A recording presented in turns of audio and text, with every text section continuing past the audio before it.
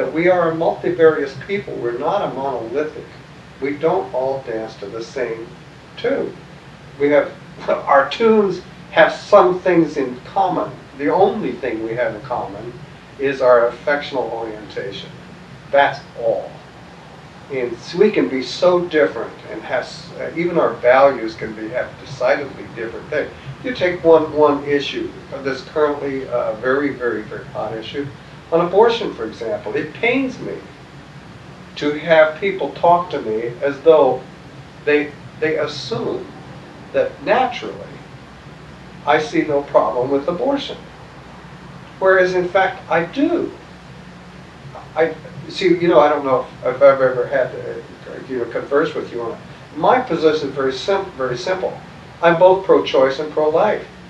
If it was me and my body, I feel in my heart of hearts that I would not abort. I could not conceive of that. Excuse the pun. I could not do that. Not because I think this is wrong, but I think that's wrong for me. I can't legislate that for anyone else. So I recognize, and always have recognized, the right of other individuals to answer that terribly important question for themselves. So I'm both pro-choice and pro-life. But when I have other gay people, just in just ordinary conversation, talk to me, and when this matter would come up, they talk to me in a way that implies that, of course, you're not somebody from the Middle Ages that still thinks there's something wrong with this, and that kind of bothers me. It kind of hurts me. And I said, hey, wait a minute. No, I don't really believe that. I do think that this is murder. For me, I do believe this is murder. Forgive me, but I do. I just want you to know that. We can be friends, carry on.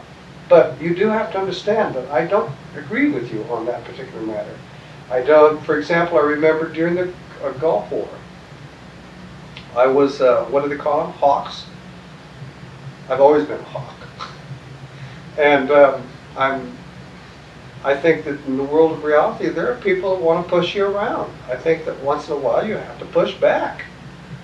And the same attitude I'd have if somebody tried to take Tatagra in my home away from me, or intrude, or insist on taking one of my bedrooms, I'd say no, oh no, you don't do this, And if you will not go by peaceful means, you will go by being shot. We'll take you out in a 6-foot box. You see, so I'm a fairly, what I call it is not being belligerent, I just call it being realistic. But there again, you see, getting back to this question of the gay community. The gay community has people that are extremely pacifistic, is that a word? Close enough. Very pacifist, and they just, the idea of violence is just totally abhorrent to them. And to me, it's a distinctly awful fact of life. One has to be prepared to use it. So, getting back to the Gulf War, I remember that Margaret, at that time, was the co-president. She and I were the only two people that I knew of at the time that put American flags in our cars and said, support our troops. I was right there. I remember going to a demonstration up at the courthouse. This is kind of funny, because there was a whole bunch of organizations there that were supporting our troops. And one of the tables was the OCA. So here was the OCA, with whom I had nothing in common, but they were supporting our troops. And they were getting signatures together because they wanted to mount some kind of a demonstration in Salem that would be an OCA sponsored thing. They weren't sponsoring this one in Douglas County, they just had a table there. So I went up and talked to them. And they didn't have a big sign that said OCA. It was kind of like, they could be pretty, they could soft pedal things once in a while. But I found out that that's exactly what it was. I said, hey, I'm for the Gulf. I believe that the administration's policy in terms of Kuwait / Iraq is right on. I'm totally in favor of this action, but I cannot make common cause with you because of this. And I told him very, very above board. While we're at one in terms of Kuwait and Iraq, we are anything but at one when it comes to your treading on my rights. Consequently, I could not be, make common cause with you in Salem. I told him pretty frankly. But getting back, you see, the gay community is not monolithic at all. It's so diverse. And what you have to learn to do when you're an officer, or if you would be any kind of a leader in the gay community, you have to recognize those differences. And you have to treat them with respect. And that is what is very, very short in supply. Because we get people so rigid. I can't imagine feeling any stronger on some of these issues, like abortion, for example. I feel very strong. But at the same time, I think it's very important, if you're going to try to be effective in the gay organization, is to recognize that no matter how strongly you might feel on this, that there are legitimate differences of opinion. And you have to respect the opinions of others and respect them. Well, while we're talking about the difference in community, one of the things that seems to be going on in this community right now is a chasm, if you will, between men and women, or a group of people against another group of people. But it's very strong, and we've talked about it before of that. What do you think is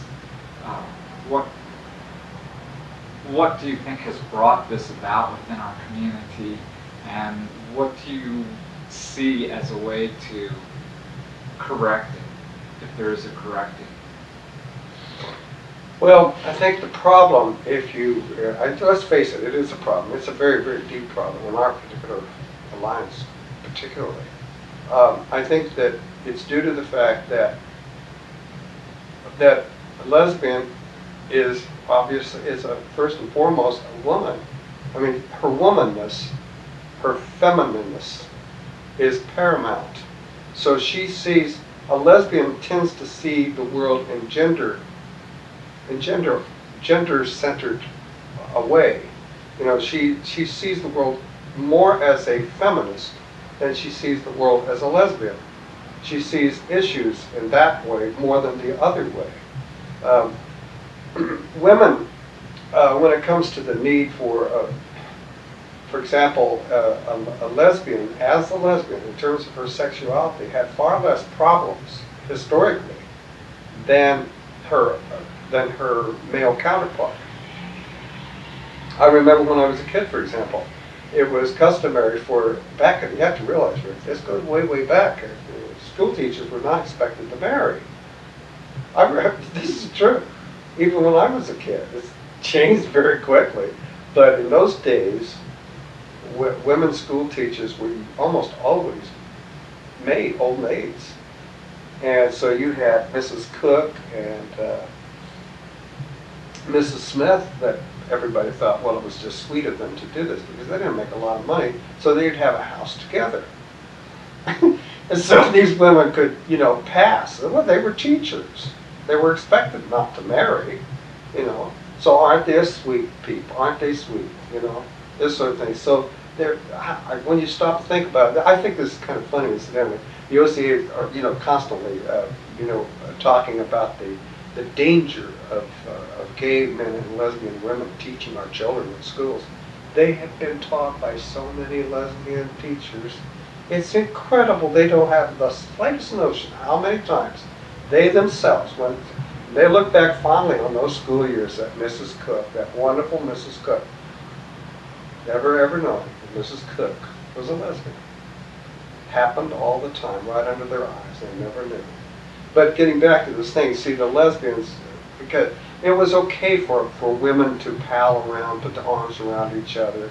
They could even dance together. I remember when it was okay for high school girls to dance together. Nobody ever thought about that. You just sort of said, well, they can't get their boyfriends to dance with them, so they dance amongst themselves. So they didn't have a lot of the problems that gay men had in their growing up years of being able to express, even in a tangential or affectional way, their sexual orientation.